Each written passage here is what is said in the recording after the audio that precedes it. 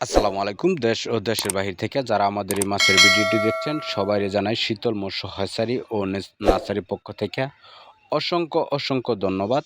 দেখেন, আজকে একটি নতুন মাছের ভিডিও নিয়ে আপনাদের সামনে হাজির হলাম। এগুলো হলো সরপুঁটি মাছের পোনা। যারা সরপুঁটি মাছের পোনা খুঁজতেছেন তাদের জন্য এই ভিডিওটা।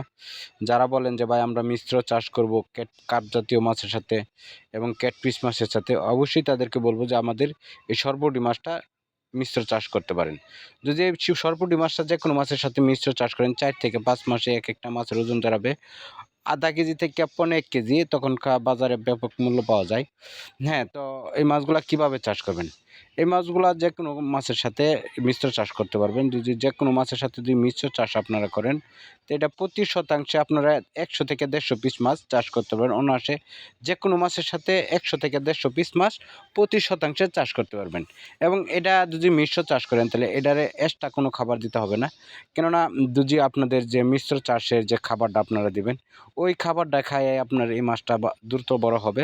তো এই মাছটা যারা চাষ করতে চান অবশ্যই আমাদের সাথে যোগাযোগ করবেন এবং স্ক্রিনে দেওয়া নাম্বারে কল করে অর্ডার করতে পারবেন। যারা সরাসরি অথবা হোম ডেলিভারি নিতে চান, যারা বলেন যে ভাই আমরা হ্যাচারি থেকে সরাসরি নিতে চাই, অবশ্যই আমাদের সাথে যোগাযোগ করবেন। আমাদের হ্যাচারি থেকে সরাসরি অবশ্যই আপনারা নিতে পারবেন। তো আমাদের কাছে শুধু সরপুঁটি মাছই না, যেকোনো মাছের পোনাই আপনারা পাবেন। রুই, মৃগেল, কাতল, সিলভার, গ্লাস কাপ পুঁটি এবং চিতল, শিং, মাগুর, পাবদা, গুলশা, কই, মনোসেক্স, তেলাপিয়া যেকোনো ধরনের মাছের পোনা আপনারা আমাদের কাছ থেকে সংগ্রহ করতে পারবেন।